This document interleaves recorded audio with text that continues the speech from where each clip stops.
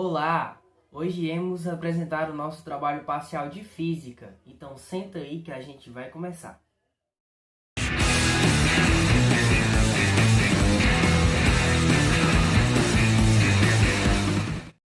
No vídeo de hoje teremos Heitor Bastos comentando um pouco sobre as escalas termométricas, William Marcelino falando sobre as dilatações, Kaique Ferreira falando sobre quantidade e trocas de calor e Lara resolvendo uma questão sobre escalas termométricas. Bom dia, o meu nome é Heitor, eu sou o número 16 e eu vou falar sobre as escalas termométricas. As escalas termométricas são escalas que foram feitas para medir as temperaturas, ou seja, elas vão servir tanto para determinar a temperatura de um corpo ou para determinar a temperatura de um ambiente, etc. Atualmente existem três escalas termométricas que são mais usadas, que são as escalas Celsius, a escala Fahrenheit e a escala Kelvin. Agora eu vou falar um pouquinho dessas três escalas, começando pela escala Celsius. Ela foi inventada pelo sueco Anders Celsius e ela é uma escala centígrada, ou seja, ela tem 100 intervalos entre o ponto de fusão e de ebulição da água. Originalmente, ela foi criada tendo o seu ponto de fusão no 100 graus Celsius e o ponto de ebulição em 0 graus Celsius. Só que, depois de um tempo, ela foi reorganizada por alguns criadores de termômetros e ficou como a gente conhece ela hoje. Agora eu vou falar sobre a escala Fahrenheit. A escala Fahrenheit foi criada por Gabriel Fahrenheit em 1724 e ele escolheu como ponto de fusão 32 graus Fahrenheit e como ponto de ebulição 212 graus Fahrenheit, o que faz dela uma escala não centígrada, já que ela tem 180 intervalos entre o ponto de fusão e de ebulição. Ela já foi muito usada em colônias da Inglaterra e hoje em dia ela é muito usada nos Estados Unidos e na própria Inglaterra. Por último, vou falar da escala Kelvin. A escala Kelvin foi inventada por William Thomson e ela recebe esse nome porque o seu criador era conhecido antigamente como Lord Kelvin. Ela tem seu ponto de fusão em 273 Kelvin e o seu ponto de ebulição em 373 Kelvin, o que faz dela uma escala centígrada. O seu criador tinha em mente em fazer ela como uma escala sem valores negativos, tendo em mente que o zero dessa escala seria um valor representativo para o estado de repouso total das moléculas. Olá, meu nome é William Marcelino, eu sou estudante da Escola Estadual de Educação Profissionalizante Deputado José Valfrido Monteiro e eu estou aqui para explicar a vocês o que é dilatação. Dilatação ela é dividida em 5: dilatação sólidos, dilatação linear, dilatação superficial, dilatação volumétrica e dilatação sólido oco. Mas no começo de tudo vamos explicar o que é dilatação. Dilatação é quando o corpo recebe certa quantidade de temperatura, aí essa temperatura faz com que os átomos do corpo se agitem cada vez mais, proporcionando um espaçamento da sua área. Um exemplo, a porta. Quando está em certas horas do dia ou certas portas, você pode ver as flechas que tem no meio dela, ela começa a ficar mais difícil de abrir. Por quê? Porque se expandiu. Como outro exemplo, as cerâmicas que os predeiros colocam, esse espacinho que elas colocam entre eles, de 1 centímetro ou 2 por aí. Esse espacinho serve já para quê? Para quando uma cerâmica receber energia, ela não passar para se emendar com as outras. Esse espaçamento é chamado de junta térmica. Junta de dilatação térmica. Quando acontece um esfriamento de cerâmica, de porta, qualquer objeto que você está proporcionando, quando acontece esse esfriamento é chamado de concentração térmica. Aí vamos agora para a dilatação linear. Dilatação linear é o quê? Ela trabalha com um D, o comprimento, para focar. Linear, comprimento, superficial, área e volumétrica, volume. Vamos para linear agora. Linear, ela estuda quando uma barra de ferro, vou dar como exemplo, ela recebe uma certa quantidade de calor, ela vai se expandir no comprimento. Aí ela vai calcular essa parte que o comprimento se expandiu. O cálculo que ela usa é qual? AL, a variação de L, que L é o que? É o comprimento. Ou seja, o comprimento final menos o comprimento inicial, vezes alfa, que alfa é o que? É o coeficiente do produto que você está explicando, o que você está fazendo na equação, uma barra de ferro, como eu dou o exemplo aqui, vezes L inicial, que é o comprimento inicial, vezes a variação da temperatura, que é a temperatura maior menos a temperatura menor. Dilatação superficial. Ela já vai trabalhar a área, como eu falei para vocês. Vou dar exemplo, um portão. Ela vai calcular o espaçamento que esse portão teve. Qual é o cálculo que a equação utiliza? Variação de S é o que? A área maior menos a área menor, vezes beta. Olha, mudou, alfa, beta. Beta significa o quê? O dobro de alfa, para conseguir o resultado de beta. É 2 vezes alfa, vezes S inicial, S inicial é o quê? A área inicial que o objeto teve, como falei, o portão, vezes a variação da temperatura, a temperatura maior menos a temperatura menor. Dilatação volumétrica. Ela vai se expandir agora o 3D. A altura, comprimento e volume. Como vou dar exemplo, o cubo. O cubo ele não vai se expandir em comprimento ou em largura. Ele vai se expandir, quer dizer. Mas não só ele, vai se expandir também o corpo, o volume dele. O cálculo que utiliza a equação é ΔV, já mudou. ΔV significa o quê? O volume, a variação do volume, que significa o volume maior menos o volume menor, igual a gama, mudou de novo, né? Alfa, beta, gama. O gama significa, para conseguir o resultado de gama, é o quê? 3 vezes alfa, vezes o V inicial, que V inicial é o quê? O volume inicial, vezes a variação da temperatura, que é a maior temperatura menos a menor. Dilatação de sólido oco é tudo da linear à volumétrica, ou seja, quando eu dar um exemplo, uma barra, um braço de ferro reto com um pano no meio, um círculo no meio, oco, ele vai se expandir tanto no volume, comprimento e largura. Pronto, obrigado.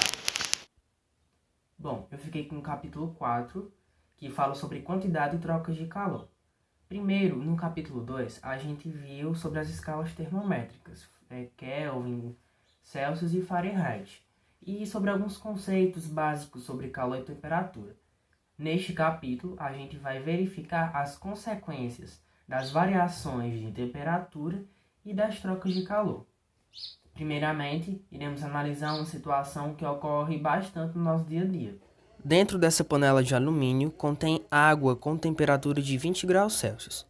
Agora, despejamos mais água a 50 graus Celsius. Decorrido certo intervalo de tempo, a temperatura da água que estava na panela e a própria panela aumenta e a da água com 50 graus diminui, até que se atinja um equilíbrio. Situações como essa ocorrem quando colocamos copos de diferentes temperaturas próximos um do outro. Essa diferença de temperatura, ela motiva um fluxo de energia do mais quente ao mais frio para que os dois tendam a ficar em equilíbrio. Na física, a gente pode tratar as trocas de calor em duas formas específicas, calor latente e calor sensível. O calor que produz a variação de temperatura é chamado de calor sensível.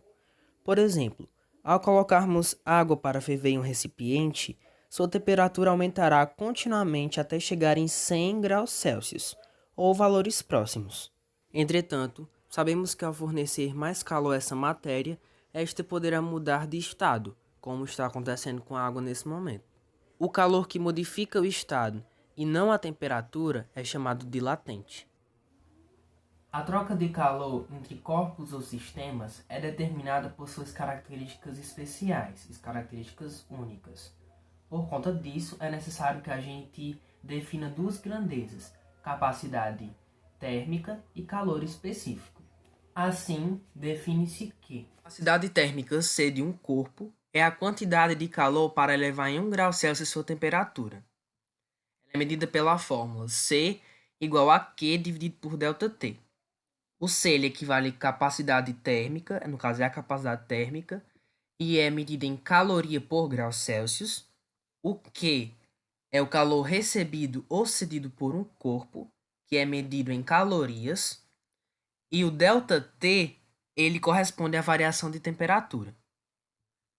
Já o calor específico, onde eu vou chamar de Czinho, de um material, é a quantidade de calor necessária para elevar em 1 grau Celsius a temperatura de uma unidade de massa desse material. Ele é medido pela fórmula C igual a Q dividido por M vezes a variação da temperatura.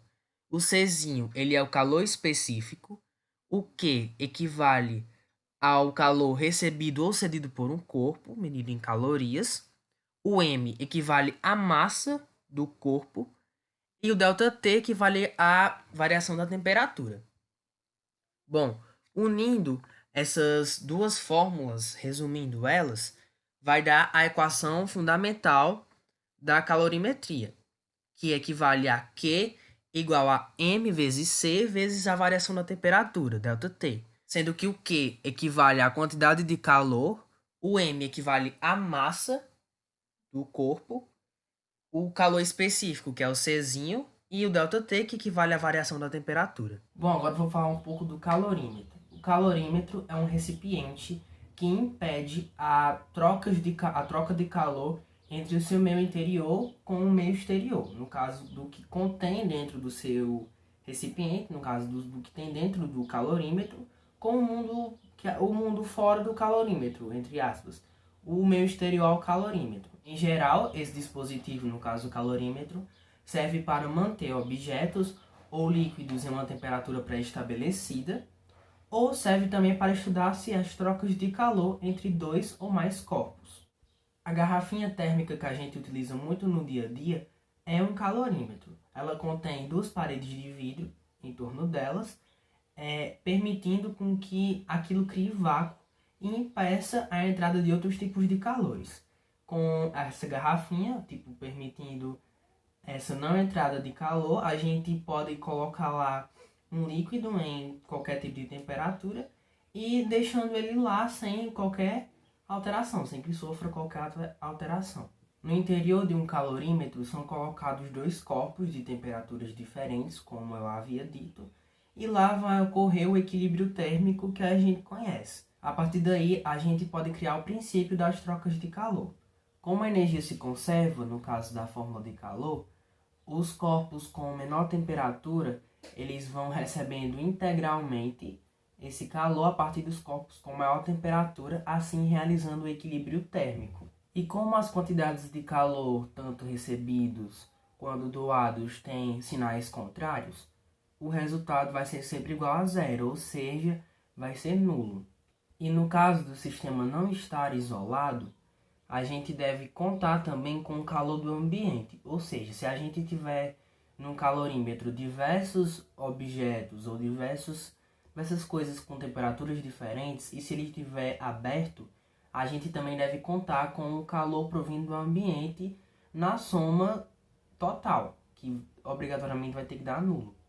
Bom dia, meu nome é Laristé e eu fiquei com a parte da resolução da questão. A questão que eu escolhi foi sobre variação de temperatura.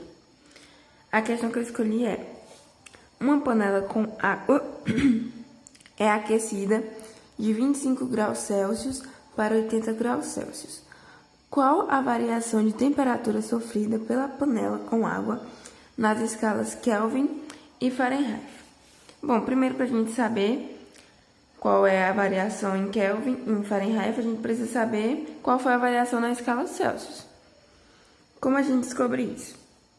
A gente descobre através da diferença do valor final, que é 80, menos o valor inicial, que é 25. 80 menos 25 igual a 55. Então, a variação da escala Celsius vai ser 55 graus. A variação de temperatura da escala Celsius é a mesma que a da escala Kelvin, porque elas têm os mesmos intervalos, cada uma delas tem 100 intervalos. Então, se uma varia 1 grau na escala, a outra também sofre a mesma variação. Já na escala Fahrenheit é diferente, porque essa escala ela tem 180 intervalos. Então a variação não fica igual. Então aqui a gente já descobriu que Kelvin, como é a mesma variação que Celsius, vai ser também 55, né? E agora falta Fahrenheit. Para a gente descobrir, a gente vai ter que transformar Celsius em Fahrenheit. Para isso, a gente vai utilizar uma equação, que é C, que é o valor em Celsius, sobre 5, igual a F, que é o valor de Fahrenheit, sobre 9. Essa equação aqui, que a gente vai utilizar, ela determina a variação de temperatura sofrida entre as escalas. Então, ela não deve ser confundida com a equação de transformação entre as escalas, senão o resultado não vai dar certo. Então, agora a gente substitui. Fica aqui o valor de Celsius, 55 sobre 5, igual a F sobre 9. Aqui a gente pode fazer meios pelos extremos. Fica 5F, Fahrenheit, igual a 55 vezes 9 é igual a 495. Então, F é igual a 495 dividido por 5. F é igual a 99. Pronto, então aqui a gente descobriu todas as variações. A variação em Celsius é 55. Kelvin também 55, porque eles têm a mesma variação. E Fahrenheit 99. A nossa resposta pede a de Kelvin e Fahrenheit. Então, 55 e 99. Simples. Então é isso. Se tiverem gostado, deem um like e valeu!